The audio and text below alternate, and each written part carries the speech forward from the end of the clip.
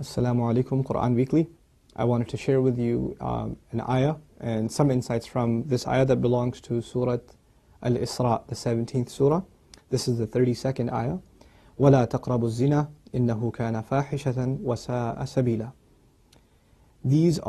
This belongs to a passage in the Quran that are kind of the equivalent of the 10 Commandments that you probably heard the famous phrase. Some Sahaba call them the equivalent of what the essential teachings that were given to Musa alayhi salam. Interestingly, they belong to a surah that's also called Bani Israel, the sons of Israel. Anyhow, this particular ayah, Allah says, don't even go near fornication, adultery, az-zina. Don't even go near it. He doesn't say, la tazinu, don't do adultery, don't commit adultery. He says, don't go near it. In other words, there's the act itself, and then there is a series of smaller acts that lead to it. It's got a perimeter around it, and you can't even go close to it. One has to understand the language of the Quran and the sensitivity in which it deals with this subject to appreciate the wisdom of Allah Azza wa Jal and how He's counseling us in dealing with this problem. Allah Azza wa Jal is telling us there are certain things that in and of themselves are not haram. You're not going to be able to pinpoint it and say it is wrong. But when you get involved in it, you're going to get sucked into a gravitational field, and it'll pull you in slowly and surely, little by little by little, and eventually it'll get you. Eventually it'll come at you. You know, one of the things we learn about shaitan that is remarkable to me is that he's extremely patient. He won't get you one shot. He'll come at you and he will put a little bit and a little bit and a little bit and a little bit until he destroys your character. He won't come and make you do the wrong thing right away. You know? Even in the story of Adam alayhi salam and Hawa, inshallah one day we'll do that story and some of the wisdoms from that story in the Quran. The way he approached them in Surah Al-A'raf is really interesting. He was relentless.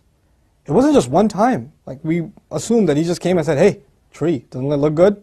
And he was gone. No. He was extremely relentless.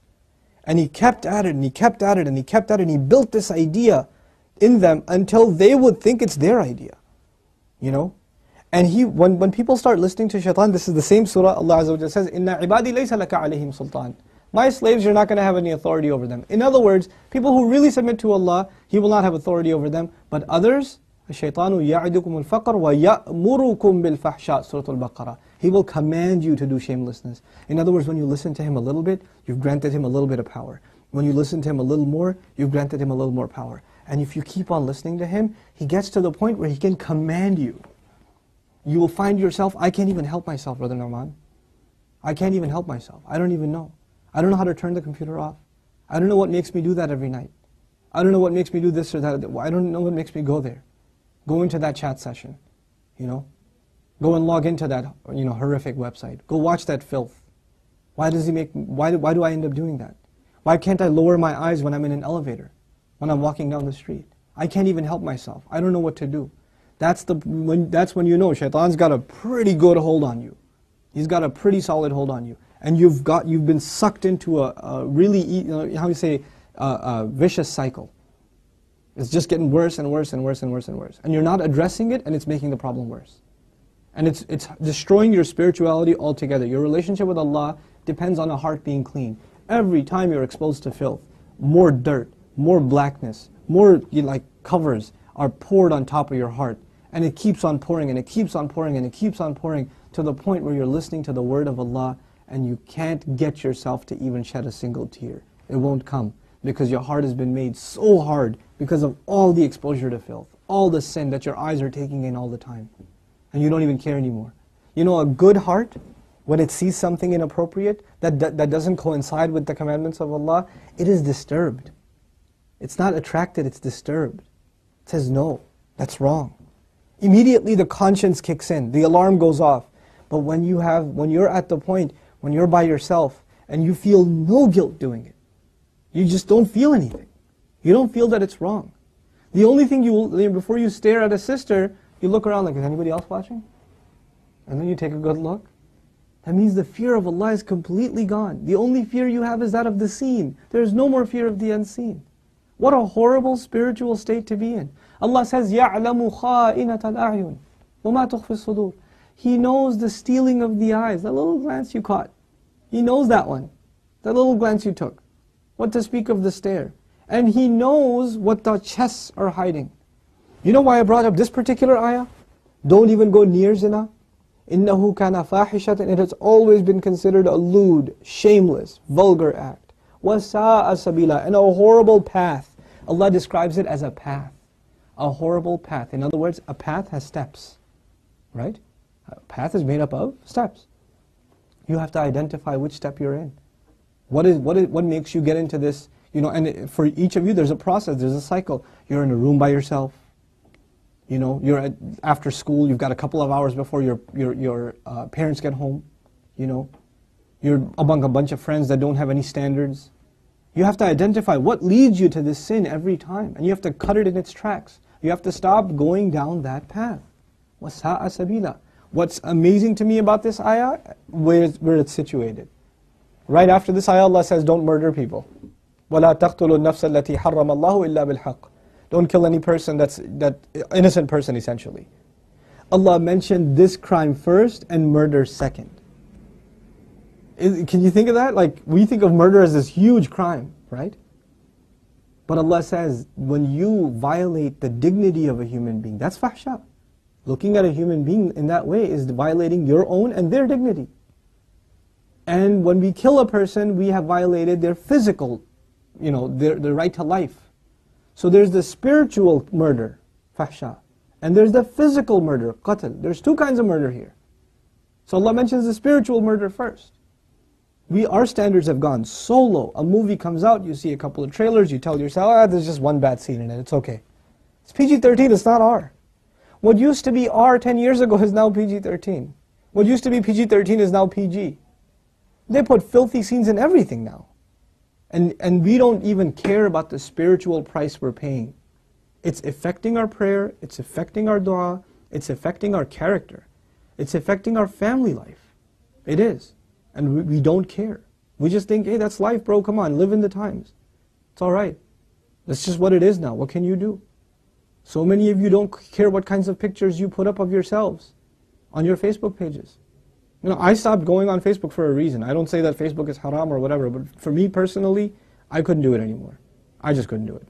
You know, I stay in, you know, we'll put something up on our bayna thing, like an announcement or this or that. But for socializing, just the things I saw were so disappointing. Like, how can you do that? You're Muslims. How can you post pictures like that? You know, have dignity for yourself. Have dignity for your family. Guard your gaze. You know, start with your eyes. The zina of the eyes, and everything else goes from there. Everything else goes from there.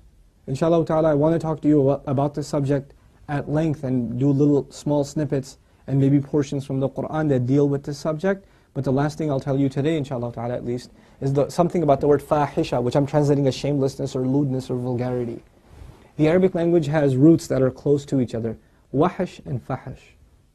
Wahash actually means wild animal. Fahash means someone who acts like a wild animal.